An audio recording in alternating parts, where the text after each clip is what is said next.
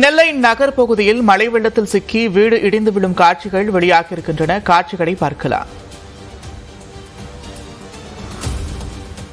இது தொடர்பான கூடுதல் விவரங்களோடு செய்தியாளர் சிவமணி இணைப்பில் இருக்கிறார். சிவமணி, விவரங்கள். நிச்சயமாக திருநெல்வேலி மாவட்டத்தில் கடந்த 24 மணி நேரத்திற்கு மேலாக தொடர்ந்து கனமழை அப்படிங்கிறது பெய்து வருகிறது. நேற்றை விட இன்றைக்கு சற்று மழை குறைவு என்ற போதிலும் கூட மழை அளவு சற்று குறைந்திருக்கிறது. ஆனாலும் தொடர்ந்து பல்வேறு இடங்களில் தண்ணீர் தேங்கி இருக்கக்கூடிய சூழல் தான் காணப்படுகிறது. தாமிரபரணி ஆற்றில் திருநெல்வேலி நகர் பகுதியில் சுமார் 1 லட்சம் கனஅடி தண்ணீர் அளவுக்கு செல்லக்கூடிய நிலை காணப்படுகிறது. இதனால் பல்வேறு இடங்கள்ல தண்ணீர் தேங்கி இருக்கிறது. பல மக்கள் வீடுகளுக்குள்ளேயே தத்தளித்து வரக்கூடிய நிலை காணப்படுகிறது. இந்த நிலையில திருநெல்வேலி டவுன் பகுதியில் இருக்கக்கூடிய ஒரு வீட்டினுடைய ஒரு பகுதி முழுமையாக இடிந்து விடக்கூடிய காட்சிகள் வெளியாகி இருக்கிறது.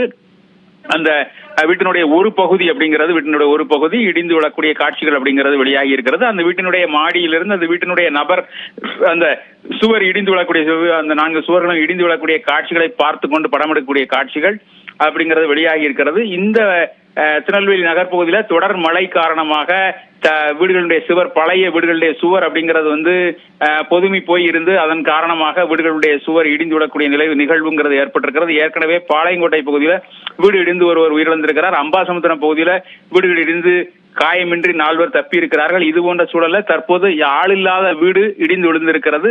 அதற்கான காட்சி வெளியாகி இருக்கிறது. நன்றி சிவமணி, விரிவான விவரங்கள்.